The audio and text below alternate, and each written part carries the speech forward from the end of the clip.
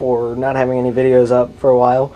That's because I was working on the talent show, and I was busy a lot, so I had no free time. But I'm off for a week for spring break, and so here's a new video.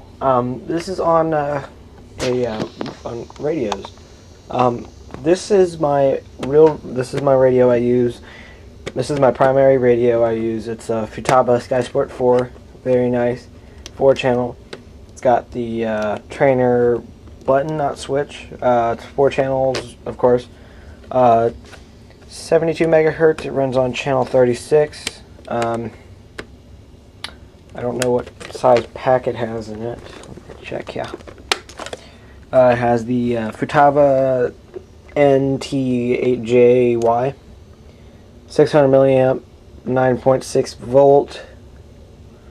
It looks like a 6 or 7 cell. 7. So it's a very cool looking radio. It's got the trainer plug-in right here, which you can also plug up to your simulator if you have one. Alright, now on to a little bit older radio. This is a Futaba Conquest, which was made definitely in the 80s or 90s. Very nice little radio. It was very small compared to all the other radios. As you can see, my SkySport 4 is actually a little bit more bulky and a little bit heavier. The SkySport 4, actually, I like it a lot because of the smooth sticks on it, and it's just a very nice little radio. In the Conquest, it was a little bit more rugged. It had a little bit more stronger springs on it, which the SkySport 4 does not. So we got this from the 90s, somewhere around in there in the 90s. This is just a 4-channel, and the trainer switch did get broke. I cannot talk. And it's also on 72 megahertz, and I had this originally on 42. So there's that. Okay, now on to this. I just got this today.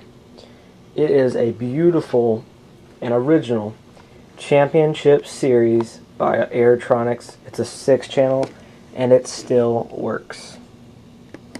Look at that, guys. Still has juice in it. It's pretty amazing how old this thing is. It's from the 70s to 80s. It's pretty old. And it actually looks better than the Conquest I have here, which was pretty amazing. As you can see, though, it is a brick.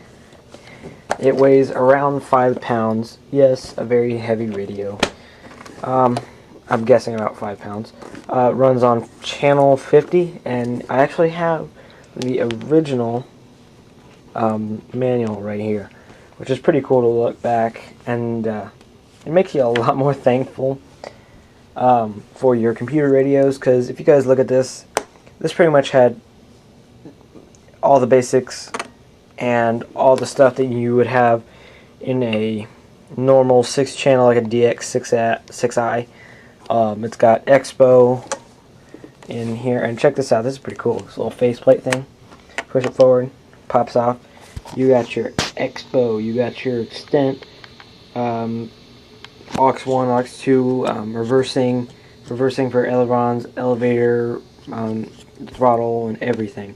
It is amazing how old this thing is, and it's just really cool to look back because it makes you a lot more thankful for what you have now. All the computer radios have all this stuff computerized, so you don't have to do this like this. So you don't have to go through, oh, I gotta set this, I gotta turn that knob, and it just looks really confusing to me, and I pretty much just bought this just for the looks.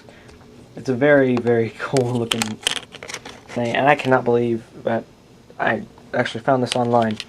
I got it for 20 bucks, guys. 20 bucks.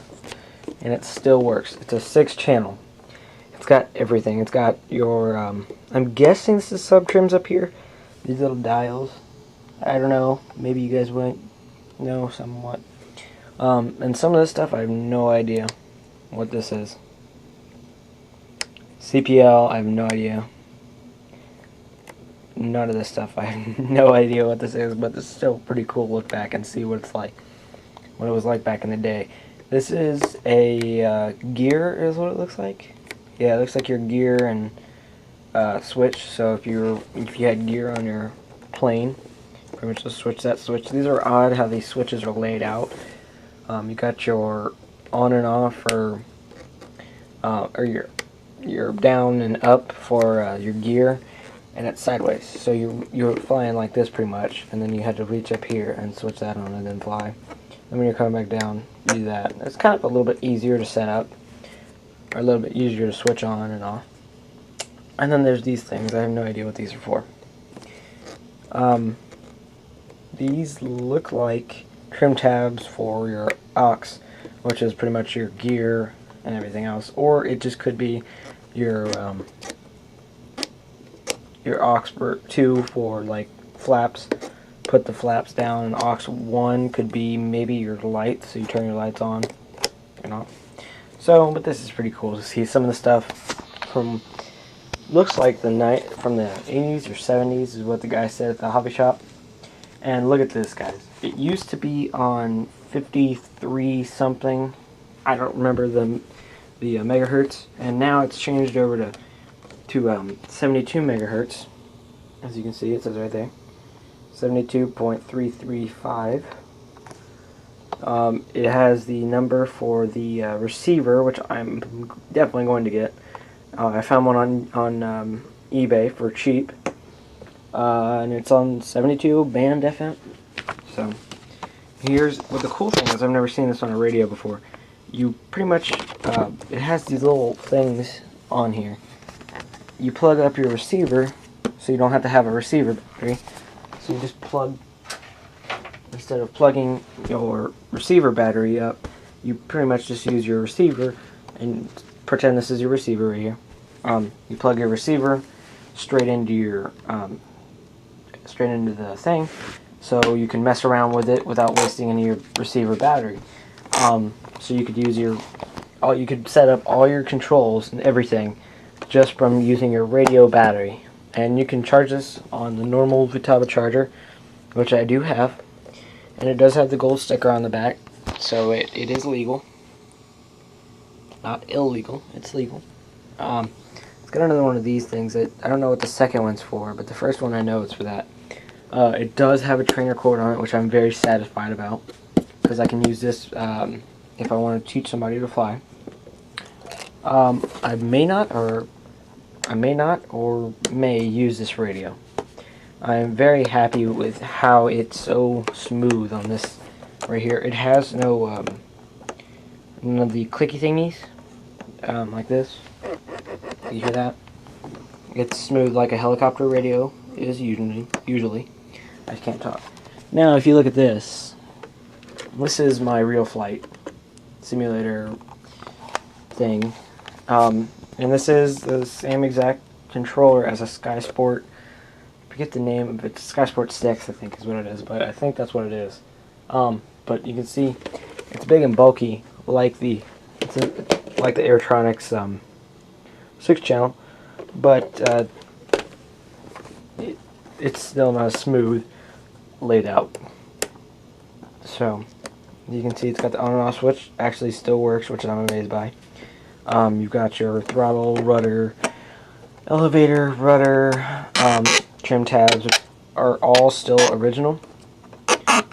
And you got all your switches up here for something I don't know. I got pointed towards a RC Heli magazine, and I looked at the front, it says E-Fest, and I noticed James actually was in E-Fest.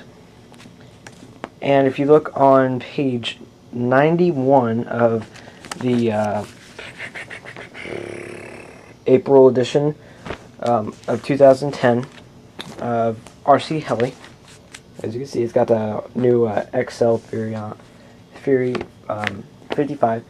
On page 91, he is on there. He's right there in the gray shirt.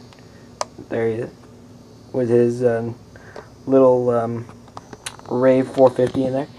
It actually got in the magazine, and you can see how beat up his helicopter is. This is all of his heli right here.